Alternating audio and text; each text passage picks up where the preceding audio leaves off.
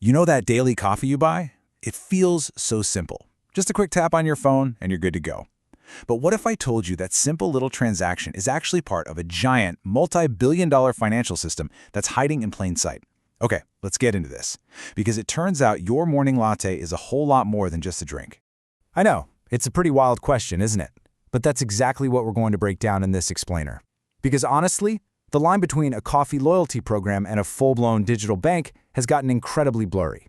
And look, this isn't just some clever analogy or a figure of speech. We are talking about a staggering amount of real, cold, hard cash that Starbucks is holding for its customers.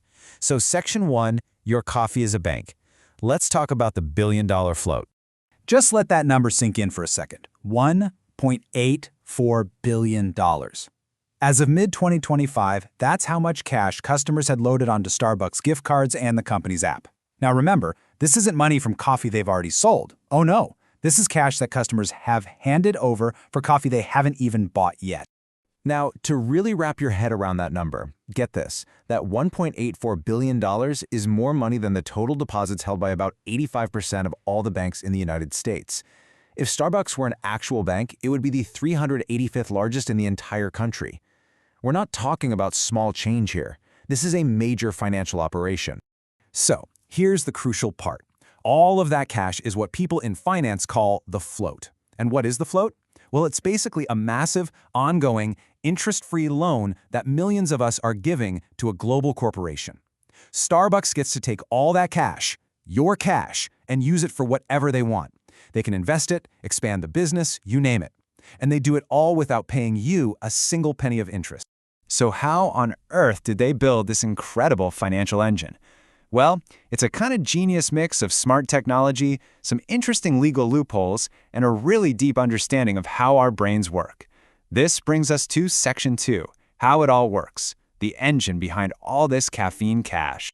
Okay, let's put a real bank and the bank of Starbucks side by side.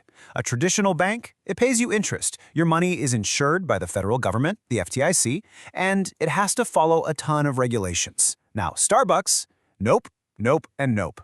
The secret is that they've built what's called a closed-loop system. The money you load can only be spent at Starbucks, and because of that, they get to sidestep most of those pesky banking rules. Your funds are essentially trapped inside their world. But that giant interest-free loan, that's only half the story. There's another hidden source of profit, and it's called breakage. It's a simple accounting term, really. It's all the money that people load onto gift cards in their apps and then just forget about or never get around to using. Starbucks? Well, after a while, they just get to pocket that money as pure profit. And the amount of money we're talking about here is just stunning. In 2023 alone, Starbucks made $215 million from breakage. Over the last 5 years, it adds up to nearly $900 million. That's almost $1 billion in what is basically free money, a gift from their own customers. And this whole machine is powered by this brilliantly designed loyalty loop. See, the app gives you a reason to preload your money. You get double the reward points. So you do it, and bam, that creates the float. Then, when you go to pay, it feels different. It's less painful than handing over cash, so you spend more freely. And it works. On average, rewards members spend up to 3 times more than regular customers. And this really gets to the psychology of it all. It's a concept called mental accounting. As soon as you move that $20 onto the app, your brain kind of checks out. It doesn't feel like real money anymore, it feels like coffee money.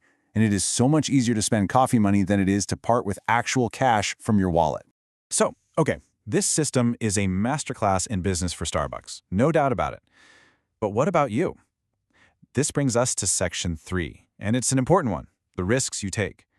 That word unregulated might sound boring, but it carries some very real risks for the money you've put on that app. All right, if you only remember one thing from this, make it this. When you load money onto the Starbucks app, you are not a depositor. Legally speaking, you don't have the same rights or protections that you get when you put your money into a real bank. So, if you're not a depositor, what are you? Well, you're what's called an unsecured creditor. And that means a few things. First, your money is not insured by the FDIC. If Starbucks were ever to go bankrupt, your app balance is basically just a loan you gave them. And history shows that when big retailers fail, the courts often let them just stop honoring their gift cards altogether. This chart makes the pecking order painfully clear. If there were a financial collapse, who gets paid first? the big banks and secured lenders. Then, the employees. And app users like you and me, we're way down at the bottom of the list, with a very low chance of ever seeing that money again.